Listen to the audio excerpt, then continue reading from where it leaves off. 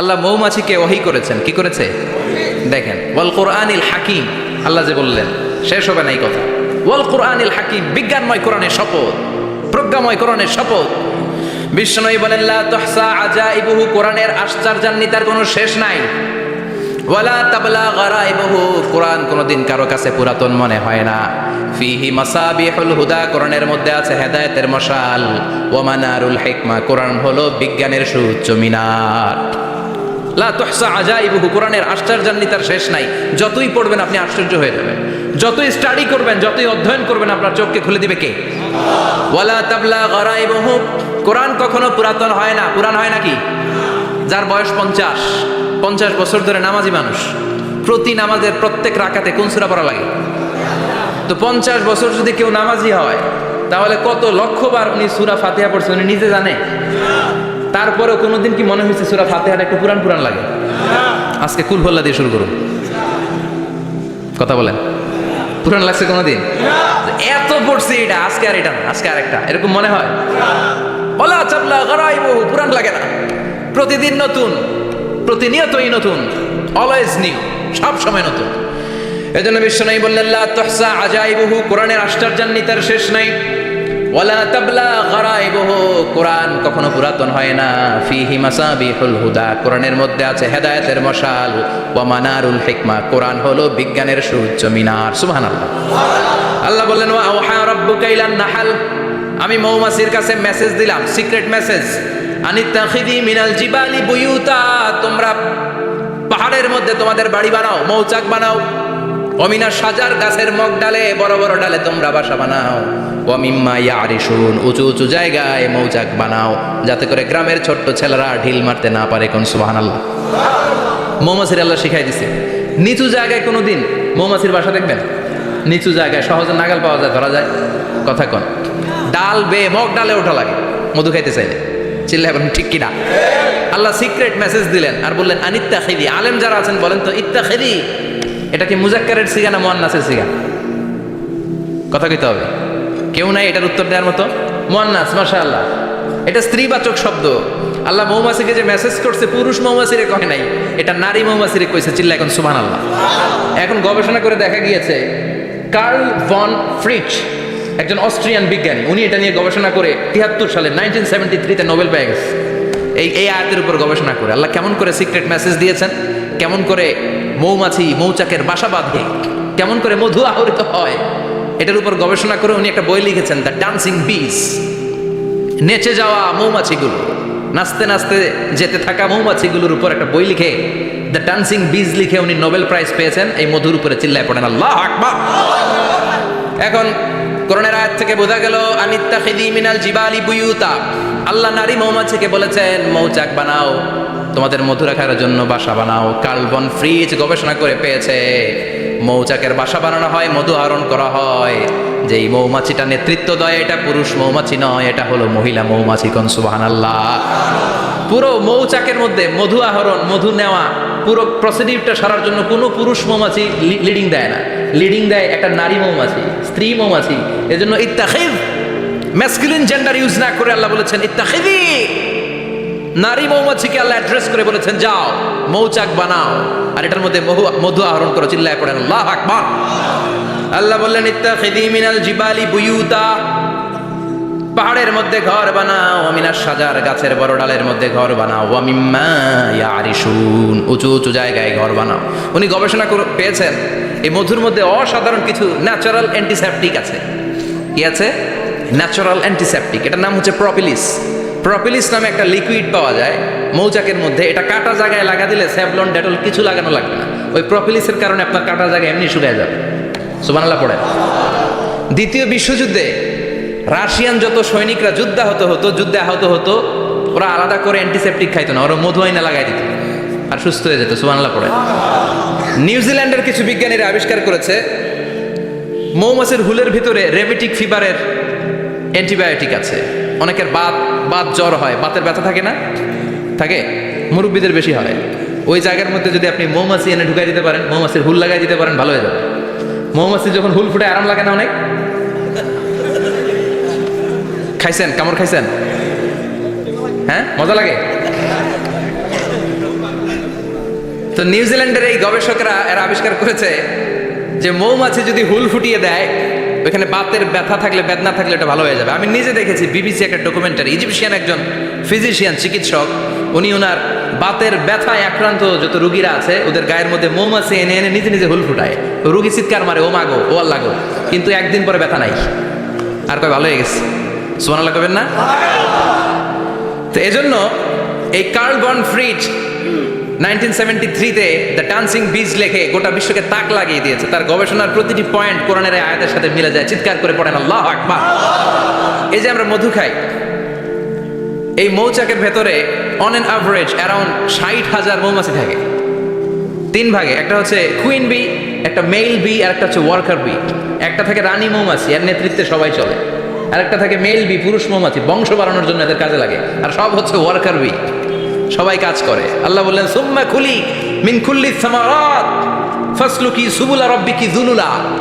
আল্লাহ secret message দিয়ে বললেন, গাছের উপরে বাসাবাদ, পাহাড়ের উপরে মৌচাকের বাসাবাদ, উঁচু উঁচু জায়গায় তোমরা তোমাদের বাসা বাঁধো।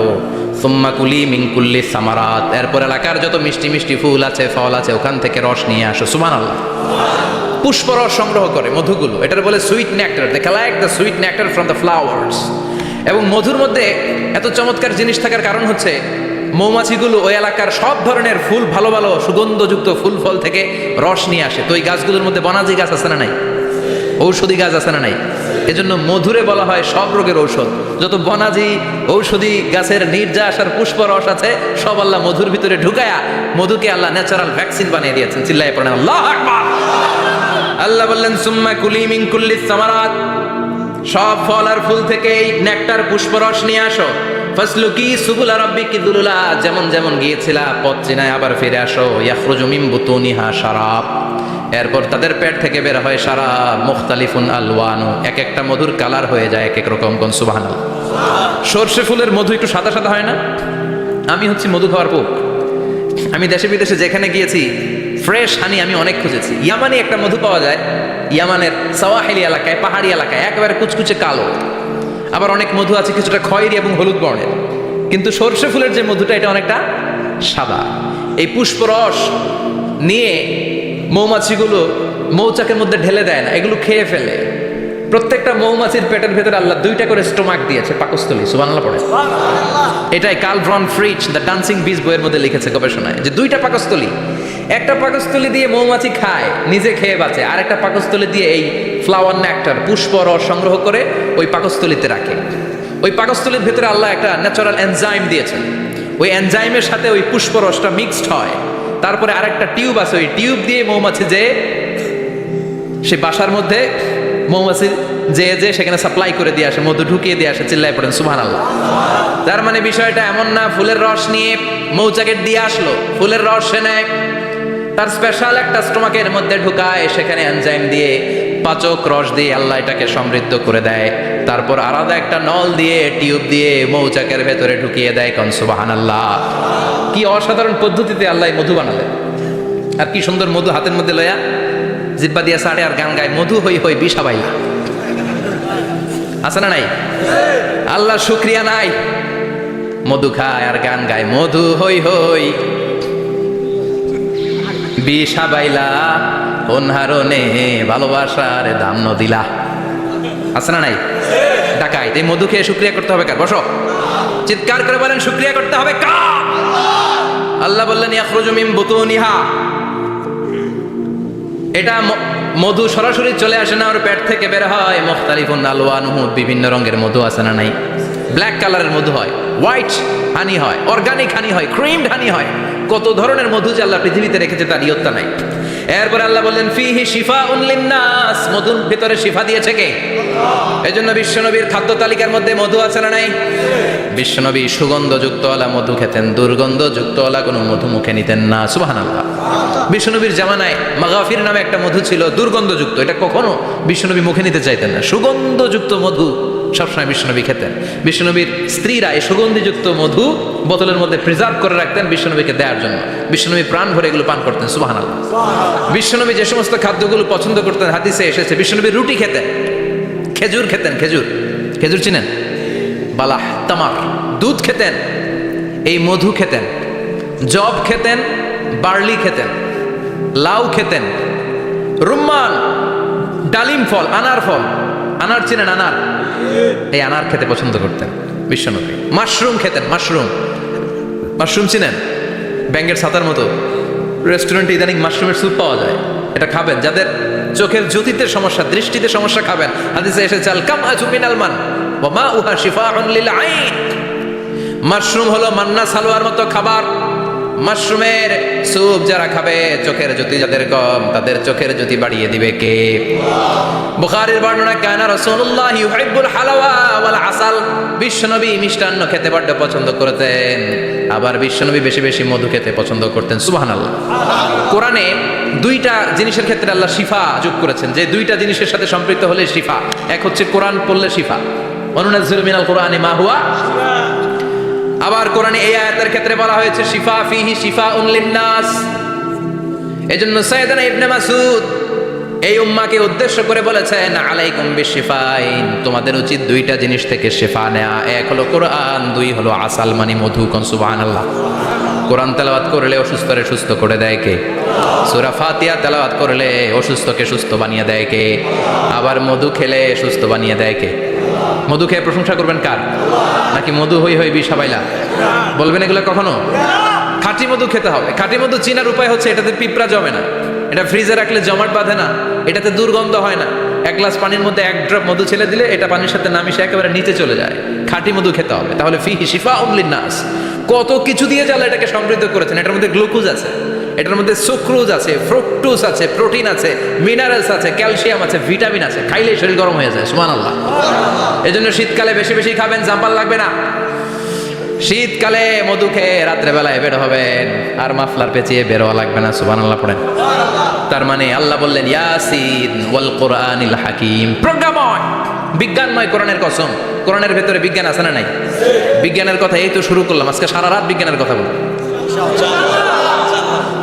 থাকবেন কতক্ষণ? হ্যাঁ, স্লোগান দেন লিল্লাহি তাকবীর। এরপরে আল্লাহ বললেন, গোলাম ও ইন্নালাকুম ফিল আনআমি লাইবরা, প্রাণীকুলের দিকে নজর করে তাকাও। প্রাণীকুলের মধ্যে আমি তোমাদের জন্য নিদর্শন রেখেছি। নুসকিকুম মিম্মা ফি বুতুনিহি, এই প্রাণীকুলের পেট থেকে একটা চমৎকার জিনিস আমি বের করে দেই, এটার নাম হচ্ছে দুধ। এটা কি?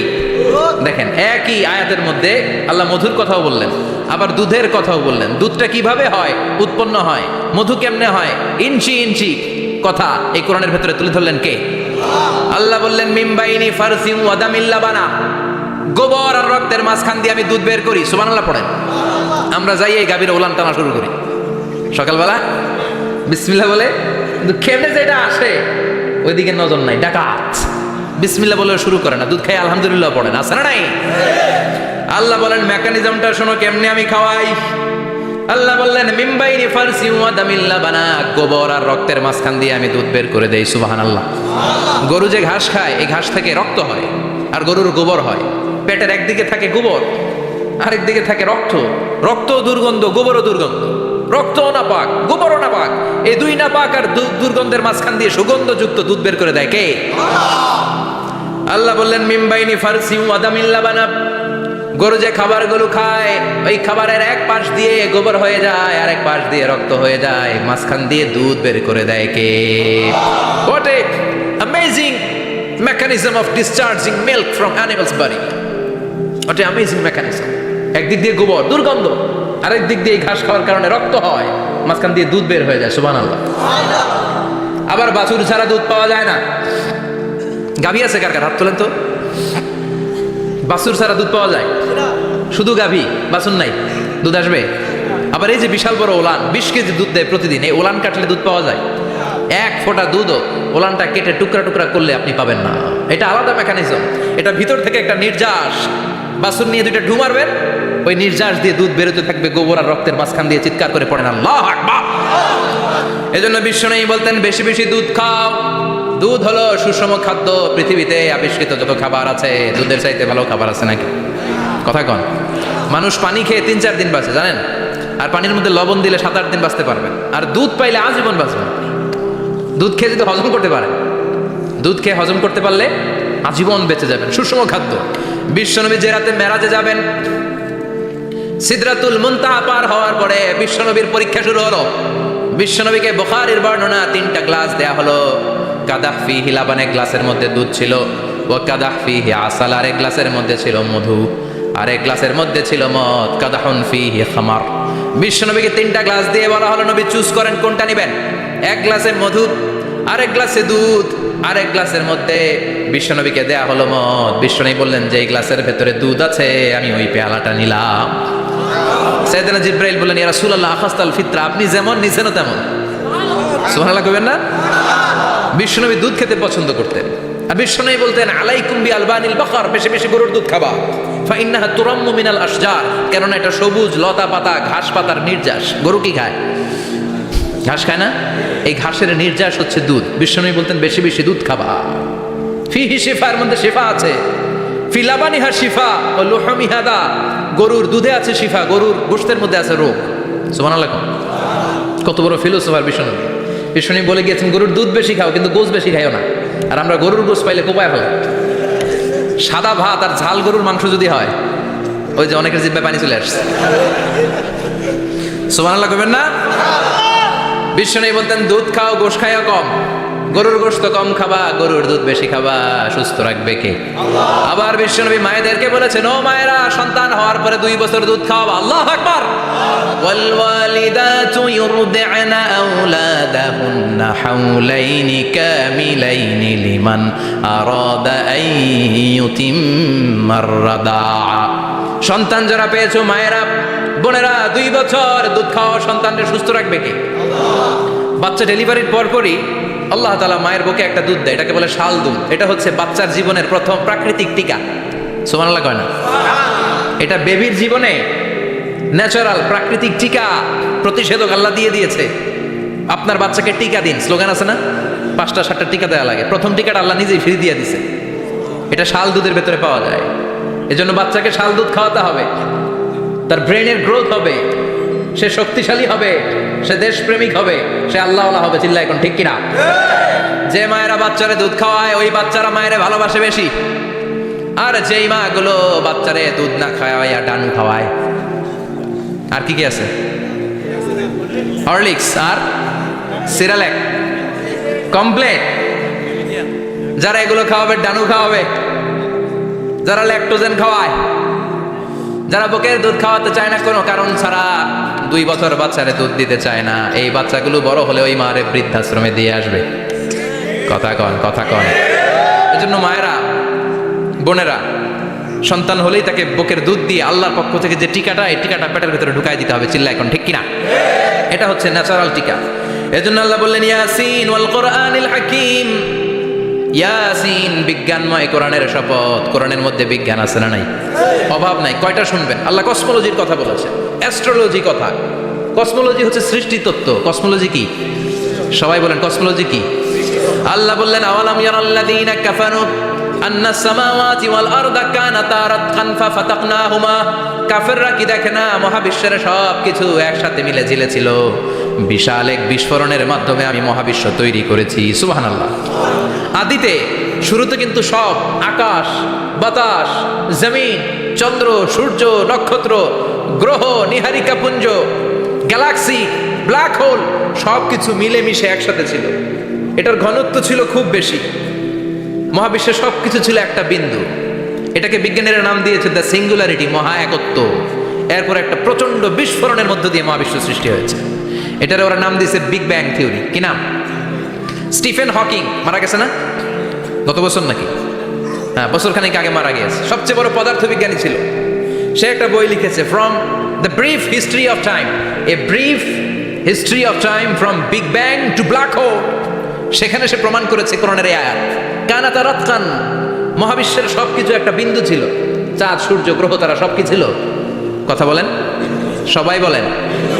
একটা মাত্র বিন্দু ছিল। আল্লাহ বলেন, don't the disbeliever observe that the heavens and earth were joined together, then is separated with a gigantic sound, explosion.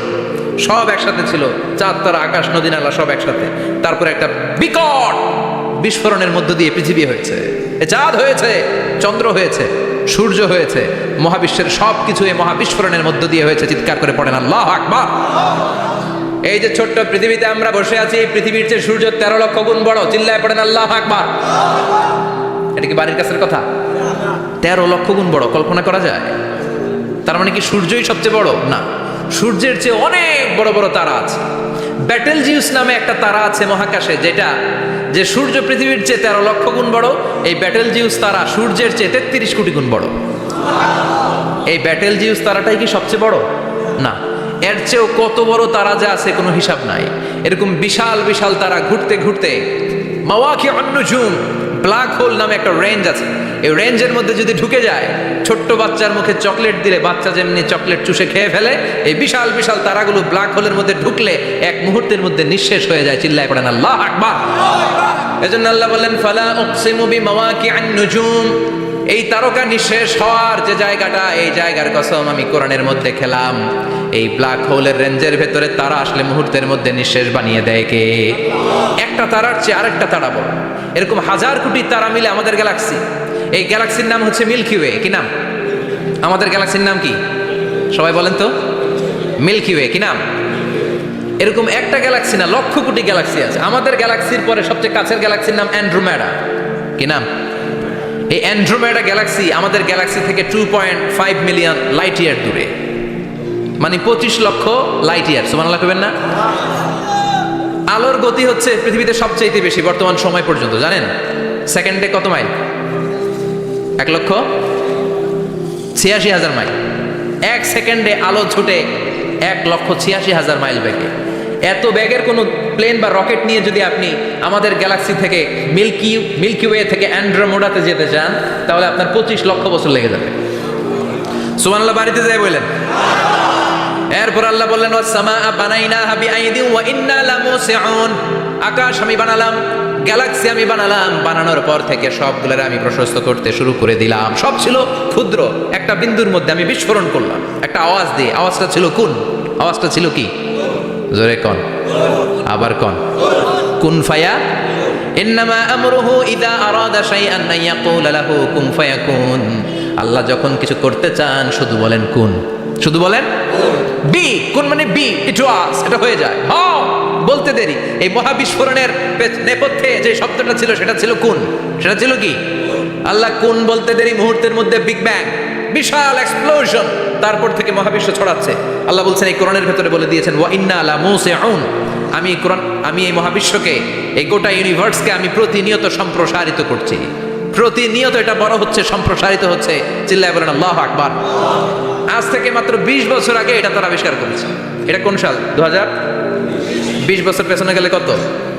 1998, তাই না?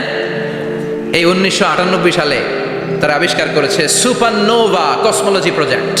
এই সুপারনোভা কসমোলজি প্রজেক্টে তারা এই সিদ্ধান্তে এসেছে যে মহাবিশ্ব কোন নামক এক বিস্ফোরণের পর থেকে যে সম্প্রসারিত হচ্ছে, আজ পর্যন্ত এটা শুধু বাড়ছে আর বাড়ছে, অ্যাক্সেলারেটিং হচ্ছে, এক্সপান্ডিং হচ্ছে, এটা কমছে না। কিয়ামত পর্যন্ত এটা বাড়তেই থাকবে। চিৎকার করে পড়েন আল্লাহু আকবার। এজন্য আল্লাহ বললেন ইয়াসিন ওয়াল কোরআনিল হাকিম, বিজ্ঞানময় প্রজ্ঞাময় কোরআনের শপথ। এই কোরআনের ভেতরে আমি কসমোলজির কথা বলেছি, অ্যাস্ট্রোলজির কথা বলেছি, জিওলজির কথা বলেছি, ফিজিক্সের কথাও বলেছি। সুবহানাল্লাহ। ফিজিক্স মানে কি? পদার্থ। পদার্থের সবচেয়ে বড় উপাদান হচ্ছে লোহা। লোহার কথা কিন্তু কোরআনে নাই। আছে? কই আছে? হ্যাঁ, সূরাতুল হাদিদ, লোহার নামে একটা সূরা দিয়েছে আল্লাহ কোরআনে। সুবহানাল্লাহ পড়বেন না? সূরার নাম সূরাতুল হাদিদ। সূরার নাম কি? চিল্লায় বলেন সূরার নাম সূরাতুল হাদিদ। হাদিদ মানে লোহা।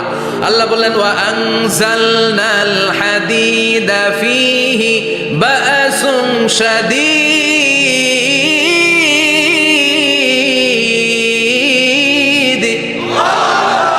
ওয়া আনজালনাল হাদিদ ফীহি বা'সুন শাদীদ, আমি লোহা নাজিল করলাম আর লোহার ভেতরে আমি ভয়ঙ্কর শক্তি ঢুকাইয়া দিলাম। সুবহানাল্লাহ। ফিহি মানাফিউ লিন-নাস, লোহার ভেতরে মানুষের জন্য অনেক কল্যাণ আছে। সুবহানাল্লাহ। লোহা ছাড়া পৃথিবীতে কিছু হয়? আংটি বানাতে লোহার দরকার আছে না নাই? ঘড়ি বানাতে, গাড়ি বানাতে, বাড়ি বানাতে, মোবাইল বানাতে, হেলিকপ্টার, প্লেন, রকেট, মাইকের স্ট্যান্ড। সুবহানাল্লাহ। এমন কোন জিনিস নাই যেটার মধ্যে লোহা লাগে না। এজন্য আল্লাহ বললেন এই লোহার নামে আমি একটা সূরা ডেডিকেট করলাম, ওয়া আনজালনাল হাদিদ ফিহি বাসুন শাদীদ। আমি লোহাকে নাজিল করেছি। আল্লাহ বলেছেন, খেয়াল করে শব্দটা শুনেন, ওয়া আনজালনাল হাদিদ, আমি লোহাকে উপর থেকে নাজিল করেছি। কি করেছি? কথা বলেন। তার মানে লোহা পৃথিবীতে ছিল না, নাজিল করছে কে? লোহা পৃথিবীতে ছিল? পৃথিবীতে ছিল? পৃথিবীতে থাকলে নাজিল করবেন কেন? এই যে কোরআনটা পৃথিবীতে আগে ছিল, নাজিল করছে কে? কোন ফেরেশতাকে দিয়ে? সাইয়েদনা জিবরাইল। কোন নবীর উপর? বিশ্বনবী মুহাম্মদুর রাসূলুল্লাহ। আল্লাহু আকবার। তার মানে ওহী পৃথিবীতে ছিল না, আল্লাহ উপর থেকে নাজিল করেছেন। নুজুল মানে উপর থেকে নিচের দিকে আসা। এই নুজুল শব্দ ব্যবহার করে আল্লাহ বললেন ওয়া আনজালনাল হাদিদ, লোহাকে আমি নাজিল করেছি। তার মানে লোহা পৃথিবীর উপাদান নয়, লোহা এসেছে উপর থেকে। কোন সুবহানাল্লাহ। বিজ্ঞানীরা, পদার্থবিদ যারা গবেষণা করে এটাই পেয়েছেন, লোহা আসলে পৃথিবীর না। লোহা পৃথিবীতে উৎপাদন করা হয় নাই। লোহার যে মলিকিউল, অণু আছে, লোহার একটা অণু তৈরি করার মতো ক্ষমতা পৃথিবীর নাই। ইভেন এই সৌরজগতের কোনো কিছু নাই, সূর্যের তাপেও লোহা তৈরি হতে পারে? লোহার ছোট্ট একটা অণু তৈরি করতে কমপক্ষে 1 কোটি ডিগ্রি সেলসিয়াস তাপের প্রয়োজন হয়। তার মানে এটা পৃথিবীর কোনো উপাদান নয়, এটা আনজালনাল হাদিদ। আল্লাহ বলেন মহাবিস্ফোরণের কারণে গলিত অন্য কোনো তারার ভেতর থেকে লোহার উপাদান আমি পৃথিবীর ভিতরে এনে ঢুকিয়ে দিয়েছি। তার মানে পদার্থের কথা কোরআনে আছে না নাই? সুবহানাল্লাহ কইবেন না? এরপরে বায়োলজির কথা আছে না নাই? বায়োলজিক্যাল অ্যাসপেক্ট অফ মাউন্টেন্স, কেমন করে পাহাড়ি রেঞ্জ তৈরি হলো, আছে না নাই? ওয়াজআলনাল জিবালা আওতাদা, পাহাড়কে আমি পেরেক মেরে দিয়েছি। ওমিয়া কাঠের ভেতরে যখন পেরেক মারেন, পেরেকের বেশিরভাগ অংশ কাঠের ভেতরে ঢুকে যায়, উপরে দেখা যায় সামান্য, ঠিক কিনা? তো লোহা যদি আল্লাহ পেরেক মারেন, উপরে যা দেখা যায় এটা সামান্য, আসল পাহাড় তো মাটির নিচে। সুবহানাল্লাহ কইবেন না? আসল পাহাড় কোথায়? পেরেক যদি কাঠের মধ্যে ঢুকিয়ে দেন, পুরো পেরেকটা কাঠে ঢুকে যায় না, উপরে দেখা যায় কদ্দুর? সামান্য। পাহাড়ের যা আপনি দেখেন এটা তো পেরেকের মাথা, পুরো পাহাড়টা আল্লাহ জামিনের ভেতরে গেড়ে দিয়েছেন। চিল্লায় পড়েন আল্লাহু আকবার। আবার আল্লাহ বললেন অমিনাল জিবালি জুদাদুম বিদু ওয়া হুমরুম মুখতালিফুন আলওয়ানু, আছে না নাই? ওয়াগারাবি বুসুদ, আল্লাহ বলেন নানা রঙের পাহাড় পর্বত মহাবিশ্বে আমি তৈরি করেছি। কোন পাহাড় হচ্ছে রক্তিম বর্ণের, কোন পাহাড়কে বানিয়েছি আমি কৃষ্ণ বর্ণের, কোন পাহাড়কে বানিয়েছি আমি শুভ্র বর্ণের, কোন পাহাড়ের রং কালো, কোনটা সাদা, কোনটা নীল, আছে না নাই? মহাবিশ্ব যখন তৈরি হয়েছে, পৃথিবীর মধ্যে 7টা টেকটনিক প্লেট তৈরি হয়েছে। 7 tectonic plates create the mountain range on earth. পৃথিবীতে এই পাহাড় তৈরির কারণ হচ্ছে 7টা প্লেট, এগুলোরে 7 টেকটনিক প্লেট বলে। এই প্লেটগুলোর কারণে পৃথিবীতে এই রং বেরঙের পাহাড় তৈরি হয়েছে। কত রঙের যে পাহাড় আছে, আরব বিশ্বে পাথরের পাহাড়, বাংলাদেশে মাটির পাহাড়, ব্রুনাই, সিঙ্গাপুর, ইন্দোনেশিয়াতে যদি যান আরেক ধরনের পাহাড়। চায়নার একটা শহর আছে গানজু সিটি, কি নাম? এই গানজু সিটিতে একটা পাহাড় আছে রেইনবো মাউন্টেন, ওখানে 7 রঙের পাহাড় পাওয়া যায় এক জায়গায়। সুবহানাল্লাহ কইবেন না? রেইনবো মানে কি? রংধনু। রংধনুর কয় রং? কথা কন। ছোটবেলা আমরা মুখস্থ রাখতাম বেনিয়া সহ গলা। বেতে বেগুনি, নিতে নীল, আতে আসমানি, সতে সাদা, হতে হলুদ, কতে কালো, লাতে লাল। সুবহানাল্লাহ নাই? মনে রাখার কি অসাধারণ পদ্ধতি। তো এই রেইনবো মাউন্টেন, রংধনুর 7 রঙের পাহাড় এক জায়গায় পাওয়া যায়। এখানে সাদা পাহাড়, এখানে সবুজ পাহাড়, এখানে নীল পাহাড়, ওখানে লাল পাহাড়, এখানে কালো পাহাড়। এই চায়নার গানজু সিটিতে আল্লাহ তাআলা 7 রঙের পাহাড় এক জায়গায় রেখেছেন। চিৎকার করে বলেন আল্লাহু আকবার। তার মানে বায়োলজির কথাও কোরআনের ভেতরে আছে না নাই? এরপর আল্লাহ বললেন কেমন করে আকাশ থেকে আমি পানি নাজিল করে, এটাও কোরআনে আছে না নাই? আমরা ছোটবেলা পড়েছি ওয়াটার সাইকেল, হাইড্রোলজিক্যাল সাইকেল, কেমন করে সূর্যের তীব্র তাপ সাগর থেকে পানিকে জলীয় বাষ্প করে উপসে নেয়, উপরে নিয়ে সেটাকে পুঞ্জীভূত করে দেয়, ঘনীভূত করে দেয়, মেঘ হয়ে যায়, সেখান থেকে ঝিরিঝিরি ঝিরিঝিরি বৃষ্টি পড়ে, আছে না নাই? আর ওই বৃষ্টির গান আমরা গাই, এই বৃষ্টি ভেজা রাতে তুমি চলে যেও না। ওই বৃষ্টি পেয়ে আল্লাহর কাছে দোয়া করে না? বিশ্বনবী বলেন রহমতের বৃষ্টির নিচে দাঁড়িয়ে কেউ যদি হাত তুলে দোয়া করে, ওই দোয়া কবুল করে কে? আবার আকাশের মধ্যে মেঘের ঘনঘটা দেখলে বিশ্বনবী পেরেশান হয়ে যেতেন, হয়রান হয়ে যেতেন, আর আল্লাহর কাছে বলতেন আল্লাহ এই মেঘ দিয়ে তুমি আমাদেরকে আযাব দিও না, তুমি আমাদেরকে গজব দিও না, তুমি আমাদেরকে শেষ করে দিও না, এই মেঘ থেকে তুমি আমাদেরকে রহমতের বৃষ্টি দাও। পড়ে না আমিন। বৃষ্টি দেখলে বিষ্ণু বলতেন আল্লাহুম্মা সাইয়িবান নাফিআ, ইয়া গাউসু আগিসনা গাউসান মুগীসান মারিআন মারিআন নাফিআন গায়রা দা আজিলান গায়রা আজিল। হে আল্লাহ এই বৃষ্টি থেকে তুমি ঠান্ডা রহমতের পানি দাও। কি দাও? আল্লাহ মেঘ দে, পানি দে, ছায়া দে রে তুহু আল্লাহ মেঘ দে, পড়েন পড়েন, আল্লাহ মেঘ দে পানি দে, ছায়া দে রে তুহু আল্লাহ মেঘ দে। এই ওয়াটার সাইকেলের কথা আল্লাহ বলেছেন। আলম তারা আন্নাল্লাহ ইউসজি সাহাবান, কাফের নাস্তিক যেগুলো সমাজের আবর্জনা খড়কুটা, ওরা কি দেখে না কেমন করে আমি বাতাসকে জলীয় বাষ্প করে আকাশে তুলি, বায়ুমণ্ডলে নিয়ে যাই। সুম্মা ইউআল্লিফু বাইনাহুম, জলীয় বাষ্পগুলোরে তখন আমি ঘনীভূত করি। সুম্মা ইয়াজআলুহু রুকামান, এরপরে আমি মেঘে পরিণত করি। ফাতারাল ওয়াদকা ইয়াখরুজু মিন খিলালিহি, তারপরে মেঘের ভেতর থেকে ঝিরিঝিরি ঝিরিঝিরি বৃষ্টি নাজিল করে কে? আবার আল্লাহ বললেন পানি থেকে আমি পৃথিবীর সব প্রাণগুলারে বানালাম। ওয়াজআলনা মিনাল মাই কুল্লা শাইইন হাইয়া ফালা ইয়াকিলুন, পানির ভেতরে থেকে সব প্রাণের উৎপত্তি পৃথিবীর মধ্যে ঘটিয়ে দিয়েছে কে? বিজ্ঞানীরা স্বীকার করেছে পৃথিবীতে যত প্রাণ পাওয়া যায়, যত প্রাণের ব্লুপ্রিন্ট পাওয়া যায় সব এসেছে পানি থেকে। চিৎকার করে বলেন কোত্থেকে? পানি নাই তো প্রাণ নাই, পানিও আছে প্রাণও আছে। কোন সুবহানাল্লাহ। বিজ্ঞানীদের ধারণা, তারা ধারণা করে বলেছে পৃথিবীর প্রথম প্রাণের নাম হচ্ছে অ্যামিবা। কি নাম? ওরা বলেছে এটা এককোষী জীব। It's a very small unicellular organism found ever in the world. পৃথিবীতে পাওয়া প্রথম এককোষী প্রাণীর নাম হচ্ছে অ্যামিবা। এটা এসেছে শৈবালের মতো, এরপরে জুপ্লাঙ্কটন, ফাইটোপ্লাঙ্কটন, ব্যাকটেরিও প্লাঙ্কটন, একটার পর একটা স্পিসিজ প্রজাতি পৃথিবীতে ডেভেলপ করেছে। কোন সুবহানাল্লাহ। এই পানির কথা কোরআনের ভেতরে বলে দিল কে? এজন্য আল্লাহ বললেন ওয়াল কোরআনিল হাকিম, বিজ্ঞানময় কোরআনের শপথ। এই কোরআনটা বিজ্ঞানের ঠাসা, এই কোরআন আশ্চর্যের শেষ নাই, এই কোরআন কোনোদিন পুরাতন হয় না। এই কোরআনের ভেতরে আল্লাহ দিয়েছেন হেদায়েতের মশাল, আর কোরআনটাকে বানিয়েছেন বিজ্ঞানের সুউচ্চ মিনার। জোরে কোন সুবহানাল্লাহ। তার মানে কোরআনে আমরা কি পেলাম? দুধের কথা পেলাম, মধুর কথা পেলাম, কিভাবে ডায়েট করবেন সেটা আমরা পেলাম, আমরা কসমোলজি পেলাম, অ্যাস্ট্রোলজি পেলাম, বায়োলজি পেলাম, ফিজিক্স পেলাম, ওয়াটার সাইকেল পেলাম। এবার পাতালপুরীর কথার দরকার আছে না নাই? পৃথিবীর একেবারে গভীরতম গভীরে কি আছে এটা কিন্তু কোরআনে নাই, আছে। পৃথিবীর মাঝখানে যে উত্তপ্ত লাভা আর আগুন, এটা আপনারা জানেন? পৃথিবীর উপর দিয়ে আমরা ঠান্ডা পৃথিবীতে ঘুরে বেড়াই, কিন্তু এর ভিতরে কিন্তু আগুন, লাভা। আল্লাহ কোরআনের মধ্যে ফুটন্ত টকবগে সাগরের কসম খেয়েছেন। আল্লাহ বলেছেন ওয়াল বাহরিল মাসজুর,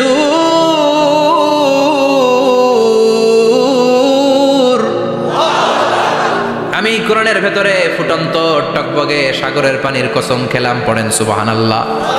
সাগরের পানির ফুটন্ত টকবগে সাগরের পানির কসম। সাগরের পানি আবার ফুটন্ত হয় কি করে? পানি কি হয়? ঠান্ডা। পানি কি? কথা বলেন। আল্লাহ পৃথিবীর ভেতরকার কথা চিন্তা করে বলেছেন ওয়াল বাহরিল মাসজুর। ইউনাইটেড স্টেটস অফ আমেরিকার নেভাল একাডেমির সায়েন্টিস্টরা এই আয়াতের উপর রিসার্চ করেছে যে সাগরের ভেতরে আবার এই ঠান্ডা পানির ভেতরে আবার উত্তপ্ত আগুনের লাভা আসলো থেকে। রিসার্চ করার জন্য তারা সাগরের ভেতরে পাইপ ঢুকিয়েছে। পাইপ ঢুকাতে ঢুকাতে অনেকগুলো লেয়ার তারা পার করেছে। রূপান্তর শিলার স্তর, পাললিক শিলার স্তর, আগ্নেয়গিরির শিলার স্তর, মার্বেল পাথরের অনেকগুলো শিলার স্তর পেরিয়ে যাওয়ার পরে তারা পাইপ ঢুকানোর পরে দেখতে পেয়েছে পাইপগুলো গলে যায়। পাইপগুলো কি হয়? তার মানে ভিতরে কি আছে? গত কয়েক মাস আগে জাপানে কিছু জিওলজিস্ট, ভূতত্ত্ববিদ, তারা গবেষণা করে পৃথিবীর এক মাথা থেকে আরেক মাথায় যেতে চাচ্ছে, মানে প্রতিপাদ স্থান। বাংলাদেশের এখান থেকে ছিদ্র করলে আপনি দক্ষিণ আমেরিকার চিলির সান্টিয়াগোতে যেয়ে উঠবেন। কথা বুঝতে পেরেছেন? তার মানে বাংলাদেশের প্রতিপাদ স্থান হচ্ছে দক্ষিণ সাউথ আমেরিকার চিলির সান্টিয়াগো। আবার ইন্ডিয়া থেকে ছিদ্র করতে করতে পৃথিবীর আরেক মাথা দিয়ে উঠবেন। সুবহানাল্লাহ বলেন। এটা তারা শুরু করেছে কিন্তু এখনো সফল হয়নি। ইউএস এর নেভাল একাডেমির সায়েন্টিস্টরা পাইপ ঢুকাতে ঢুকাতে দেখে একটা পর্যায় শেষে পাইপ আর ঢুকানো যায় না। পাইপগুলো পৃথিবীর ভেতরে যেতে যেতে গলে গলে পানি হয়ে যায়। সুবহানাল্লাহ কইবেন না? এই রিসার্চ প্রজেক্টের যিনি চিফ, উনি বললেন bring the water proof pipe from America. America থেকে ওয়াটার প্রুফ পাইপ নিয়ে আস। আমার এমন পাইপ লাগবে গবেষণা করার জন্য যে পাইপ আগুনে জ্বলে না। ওয়াটার প্রুফের মধ্যে আগুন লাগালে আগুন ধরবে? বুলেট প্রুফে বুলেট মারলে বুলেট ঢুকবে? মাননীয় প্রধানমন্ত্রী শেখ হাসিনা যে গাড়িতে করে চড়ে, এটা বুলেট প্রুফ কার? গুলি মারলে ঢুকবে? আবার গুলি মারতে যায় না। 14 গোষ্ঠী উদ্ধার করে স্যার আপনার, খবরদার। তো আমেরিকা থেকে ফায়ার প্রুফের পাইপ নিয়ে আসা হবে। নেভাল একাডেমির চিফ সায়েন্টিস্ট পাইপ ঢুকাতে আরম্ভ করলেন। ঢুকাতে ঢুকাতে পৃথিবীতে কিন্তু অনেকগুলো স্তর আছে। এই যে বালু মাটি, সব কিন্তু বালু মাটি নয়। আপনি খুঁড়তে খুঁড়তে পেয়ে যাবেন পাললিক শিলা, এরপরে রূপান্তরিত শিলা, এরপরে মার্বেল পাথরের শিলা, এরপরে শুরু হবে গরম আগ্নেয়গিরির শিলা। ওই শিলার ভেতরে এমন আগুন আল্লাহ রেখেছে, নেভাল একাডেমির সায়েন্টিস্টরা ফায়ার প্রুফের পাইপ ঢুকাতে ঢুকাতে একটা লেভেল যাওয়ার পরে দেখা যায় ফায়ার প্রুফের পাইপও গলে গলে মুহূর্তে পানি হয়ে যায়। তার মানে ভেতরে এমন আগুন আল্লাহ রেখেছে, ওই আগুনের তুলনায় পৃথিবীর আগুনের মতো নয়। ওই আগুনটাই জাহান্নামের আগুন। আবার বিজ্ঞানীরা গবেষণা করে ওই আগুনের মধ্যে মানুষের চিৎকার শুনেছে। এজন্য হাদিসে এসেছে আল্লাহর ওলিরা মুমিন বান্দারা মারা গেলে তাদের রূহগুলো আকাশে চলে যায়, ইল্লিনে চলে যায়।